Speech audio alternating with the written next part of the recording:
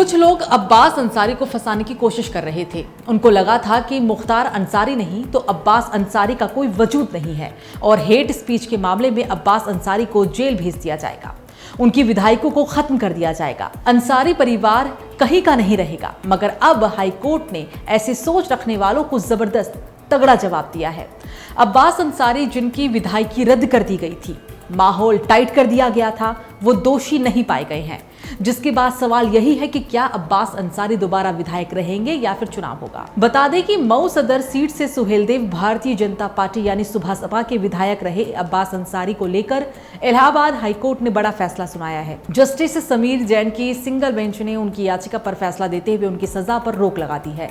इसका मतलब साफ है कि अब मऊ सदर सीट पर कोई उपचुनाव नहीं होगा और अब्बास की विधायक वाली कुर्सी वापस आ सकती है। लेकिन आखिर ये सब कैसे हुआ, क्या क्या तमाशा हुआ और अब आगे क्या होगा, चलिए आपको सब कुछ बता देते हैं। सबसे पहले बात करते हैं आखिर अब्बास अंसारी को किस मामले में फंसाया गया था।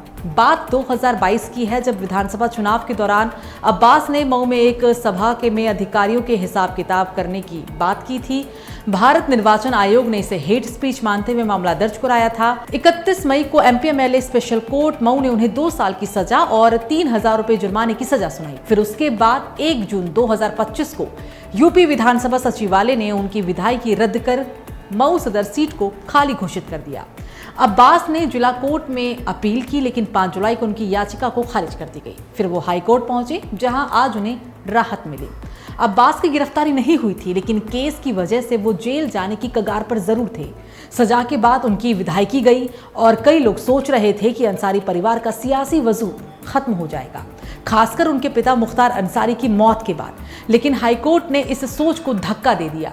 कोर्ट ने कहा कि निचली अदालत का फैसला गलत था और सजा पर रोक लगा। अब्बास की ओर से अधिवक्ता उपेंद्र उपाध्याय ने दलीलें पेश की। इस फैसले से सरकार को बड़ा झटका लगा है। बीजेपी को उम्मीद थी कि मऊ सदर पर उपचुनाव होगा और वो अपनी पकड़ मजबूत करेंगे, लेकिन हाईकोर्ट के फैसले ने सारी योजना पर पानी ही फेर दिया।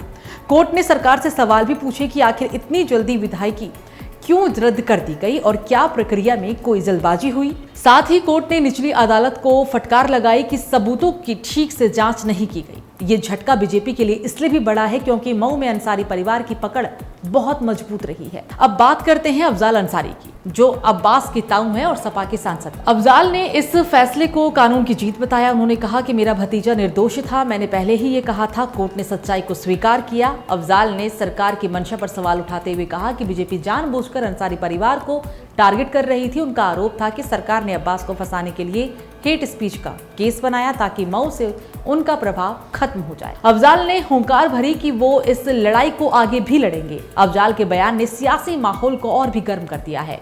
सपा और बीजेपी के बीच पहले से तनाव था और अब ये मुद्दा 2027 के चुनाव से पहले बड़ा हथियार भी बन सकता है।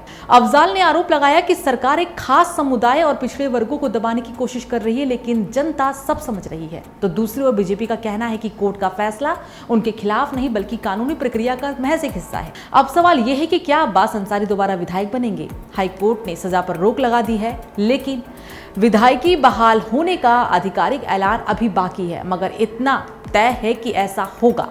विधानसभा को अब इस पर फैसला लेना होगा। अगर बहाली होती है तो मऊ में सियासी समीकरण बदल सकते हैं। मगर इस पूरे मामले से एक बात तो साफ है कि अंसारी परिवार अभी हारा नहीं है। मुख्तार अंसारी के जाने के बाद कई लोग सोच रहे थे कि उनका प्रभाव खत्म हो गया, लेकिन हाईकोर्ट का फैसला और अफजाल की हुंकार ने दिखा दिया कि ये परिवार अभी भी मैदान में है। आगे की सियासत देखने लायक होगी, क्योंकि मऊ से लेकर लखनऊ तक इस फैसले की गूंज सुनाई दे रही है। इस मामले पर आपकी क्या राय है, हमें कमेंट कर जरूर बताएं।